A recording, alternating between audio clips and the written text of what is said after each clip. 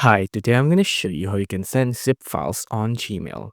So first off, let's make our zip file. I'm going to go to my thumbnail section here and I'm going to zip some of my thumbnails. I'm going to zip all of these. I'm going to go to WinRAR and I'm going to click on Add to Archive. Gonna make it zip. I'm going to click OK. And now we have a zip file here, right? That we can send to Gmail. So we just have to open Gmail. Let's click on Compose here on this pencil icon. Give it a subject and a recipient as well. So I'm just going to do example at gmail.com, something like this, right? Now it'll come up. I'm just going to click on this subject, zip file you asked for, something like that. Now, the way we can attach it is by clicking on this icon, attach files. Just click on it. Now scroll down and find your zip file here.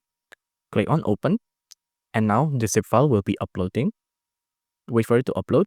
Now you can see it's uploaded when the text turns blue and there's no progress bar here.